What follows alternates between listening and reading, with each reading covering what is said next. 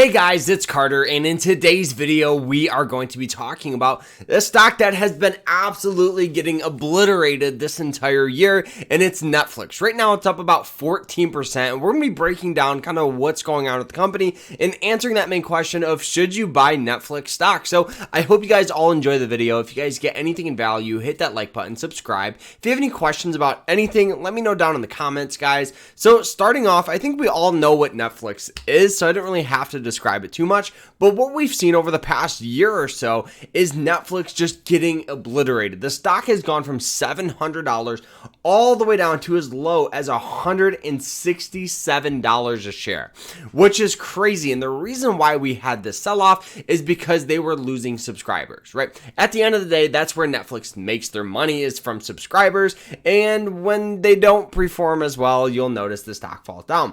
On top of that, right, they announced some earnings that were a little shaky, like this one. This one here was quarter one of 2022, and they missed revenue by about $63 million. Anytime you have a revenue miss, that's another reason for investors to say, okay, it's time to sell this stock. It's a sinking ship. And then they announced another earnings, which they missed again. And then recently they announced another one, which they did perform a little better than a lot of people thought. And I want to kind of zoom in so I can show you guys this.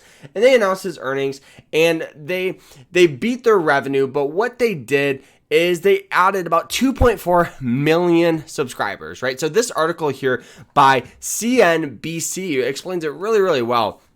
So they added about 2.4 million subscribers, revealing details about password sharing crackdowns, and all this stuff. So we all know, right? No one loves paying for subscriptions, and Netflix understands that. So they will begin cracking down on password sharing next year. They also are working on a possible cheaper version that has ads, and they also were thinking of adding, a password sharing account that you can pay for each password you pretty much share, and it's only a couple of dollars extra a month.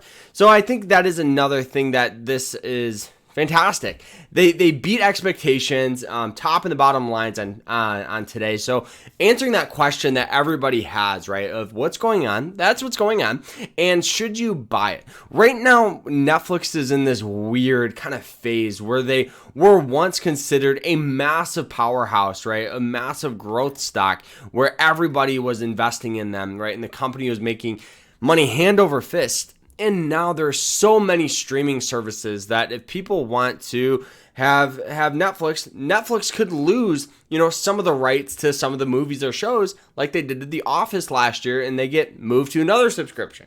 On top of that, right now, Netflix is really, really focused on creating Netflix originals where you can only find them on Netflix. And that's kind of what we've seen kind of by shows like Stranger Things and all that stuff. So I think for me, Netflix is a higher risk, higher reward play. I own Netflix stock. I believe in the company. I believe in the process. And I do think now is the best time to try to start getting some shares. But I also believe dollar cost averaging is going to be the absolute best way to invest because of the volatility we've seen.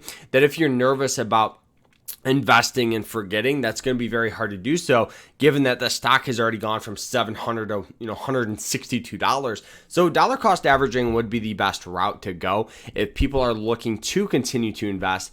I'm somebody where I dollar cost average to get a good average price for my shares. And given that the stock is up about 13%, we'll probably see a little bit more buying pressure, at least up to probably about $300 by the end of this year. I would not be surprised if we see that.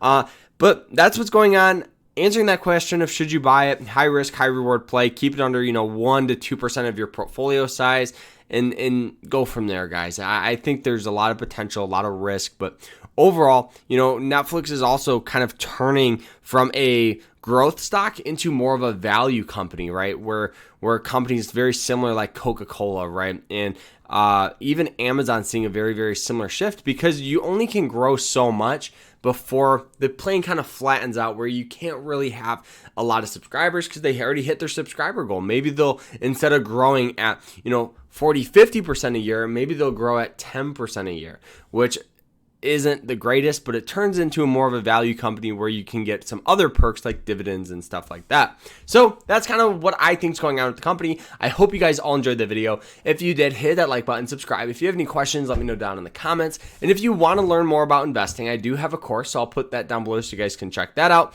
But I hope you guys enjoyed it. Remember to stay happy, guys, stay positive, and I hope you guys have a great rest of your week. Take care.